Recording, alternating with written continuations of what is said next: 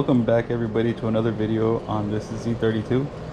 So in the last video I left off where I had taken off the gauge cluster. I was trying to replace it with another one that I had that was off of an NA, but that one didn't work. The connectors were different, and I was gonna try and fix the other one, but I think I'm just gonna try and look for another cluster, another twin turbo one. But in the meantime, hopefully I can find a dash to replace this one with, because this one is in pretty bad condition. So if any of you guys know of a dash somewhere or have one that you're selling and you're not too far away from Phoenix, Arizona, let me know, because I would like to replace it before I start putting this back together. But after I did that, I tried to start the car and it would not start. It would just click, and I'm like, man, did the starter go out again? But this gives me an opportunity to show you guys how to test no crank, no start issue. So first, let me get in here so I can show you guys that it just cranks. I mean, that it doesn't crank, that it just clicks. So everything still comes on even without the cluster. And we just gotta click. So first thing I went to do was check the battery. Make sure that your battery is fully charged. Make sure it's not bad. I have a little battery charger that I had hooked up to it. It has a setting for what, for 50 amps. That's the like a starting setting, so it's kind of like a jump start. Battery is supposedly still good, but even with the jump starter, didn't work. I tried to jump start it with another car, didn't work. So I don't think it's a battery. So next thing that I'd have to do, go under the car, make sure that the starter is good and that we have power supply to the starter, so constant 12 volts, and then we're getting a switched 12 volt source from the ignition when you turn the key. But since I have a power probe, I should be able to just check under there, make sure that we have power, go into the starter, and then power the starter myself. So I'm gonna check up this side of the car and then get to the starter and see what we find. Alright guys, so here I got my power probe hooked up. I'm not sure if you guys can see that. It says 12.6 volts. Obviously that's the ground. So now should be able to get under there and check power coming from the battery down to the starter, and then the switched power, I should be able to power it up from there. So let's get under there and check it out now.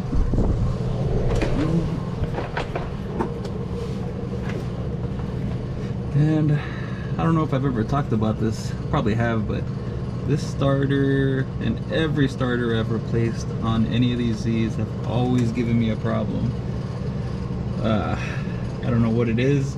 Sometimes it starts up fine, it cranks fine, and then other times it just it sounds like it misses the flywheel all completely, or it barely touches it and it just, you know, free spins and doesn't crank.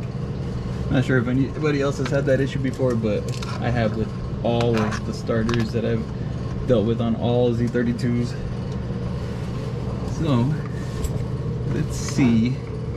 So here we got right here, let's see, is this it? Yes.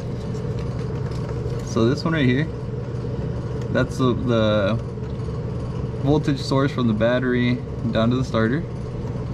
And then this right here, so it should be this one right here, or this connector if we can take it off. That should be our switched voltage. And yeah, let's see what we got. So first, let's make sure, see what we have. We have power going to this thing, so that's good. So now this should be our switched, Oh, there we go. It started, so... Or it cranked, I mean. So since that works, now we gotta go check the ignition switch or something, because we know this is not it's not the starter now. And I really thought it was gonna be the starter, since I've always had problems with it, but now we gotta keep checking. Since we know that that's good, we gotta follow the line. So we hit it right here at the solenoid and it cranked. So now I'm gonna pull this wire because it was barely hanging on, and we're gonna hit it again from right here at this connector, and then from there we're gonna have to start checking the wiring on from there if it's not within this wire. So try it here, crank's fine there. Do we have anything here?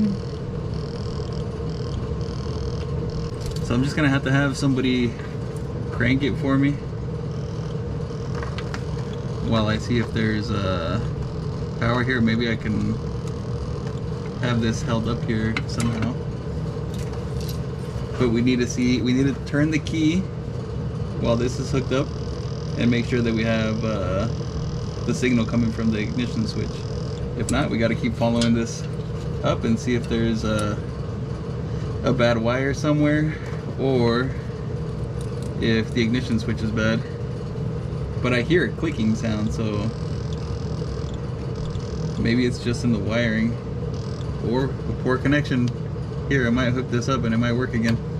Let's try to get somebody to crank this for us real quick. All right, do it again. Try to turn it on? Yeah. That's with the clutch in? Yeah. I do it with the clutch, without the clutch in? Alright. Hold on a sec, right?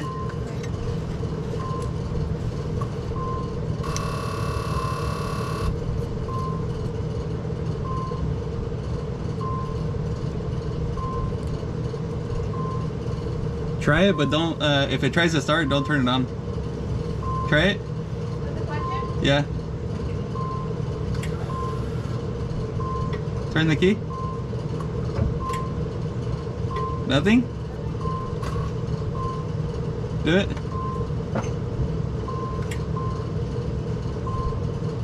Nada? What the heck? What the hell? Try it again. Alright. That's weird. We determined now that the starter is not the issue, and I'm following the wiring back. I redid the wiring for the starter and alternator, and I don't think that's the issue, but I'm just going back and following all the wires. This plug right here is the one that goes down to the starter, and when I hit this one with the power probe, it still cranks. So see,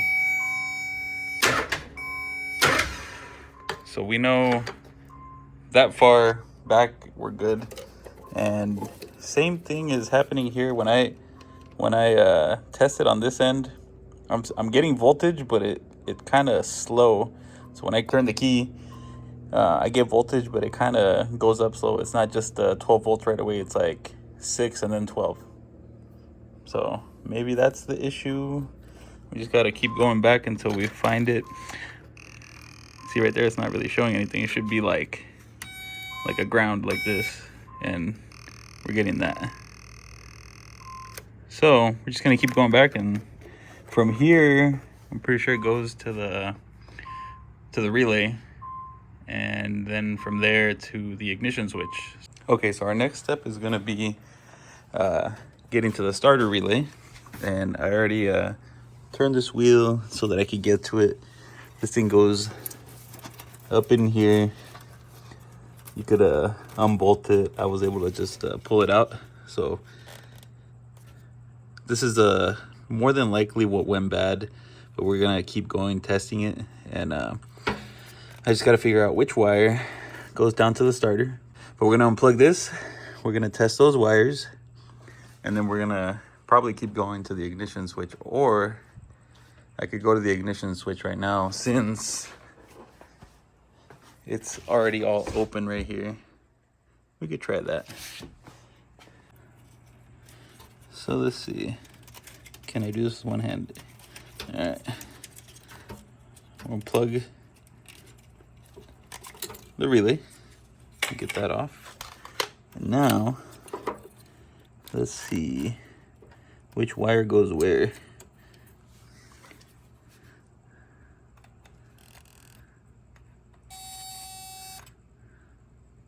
So I think this one goes to the ignition switch. There we go. So black with the yellow stripe. That one goes back. That one goes back to the starter. So if we power this side up, we should get it to crank. And it cranks. All right. So now we know that. That means, let's see, that this one of these is from the ignition switch. Let's see if we can figure that one out. I do believe it's gonna be this black with the white stripe is the one that goes back to the ignition switch. Let me figure out how I can put something in here with the power probe and then turn the key, because I don't think I could reach my hand over here and into the car. I'll figure that out real quick. All right, so I got my amazing setup there. Now I should be able to turn the key and hear it power on when I crank it. So there we go. So we do have power coming from the ignition switch. All right, let me put this back together and we'll check the ignition switch now. Okay, so now we have that hooked up again. And this is what we had originally, which is, if you can hear that, just the click. The relay is clicking, but for whatever reason, we have no cranking. So let's check this real quick. Turn the key and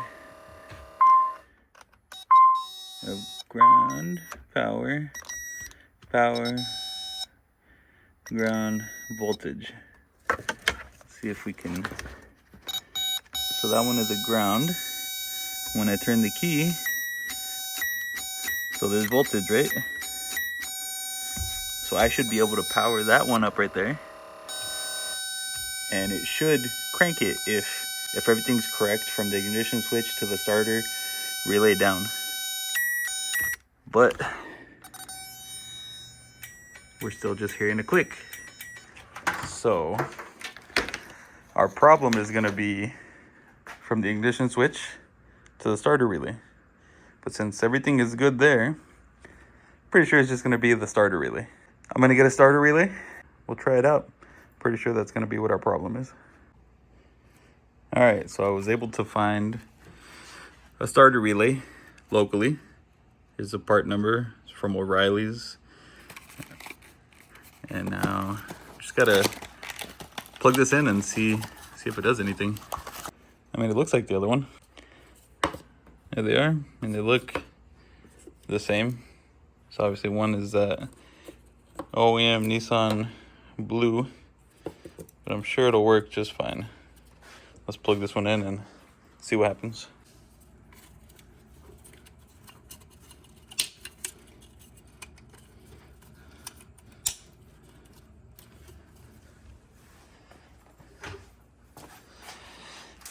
Alrighty, let's find out if I know what I'm doing. Eh!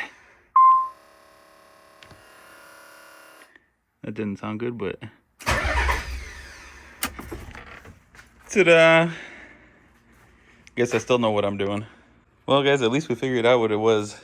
It's kind of getting a little worried there because the car started up fine. I don't know how many times, you know, every time I started it on the side of the house, and it was always good. And then all of a sudden, just decided I don't want to start anymore. But you know, you can expect these things with the, you know, these old cars. Things have to fail, especially these old electrical parts. If they went bad when, you know, when the cars were new, what's keeping it from going bad after 30 years or however old this thing is now? Anyways, really happy that I was able to figure this out. And hopefully, any of you guys that are trying to figure out a no crank issue on your Z, hopefully this helps you guys out. Until next time, peace.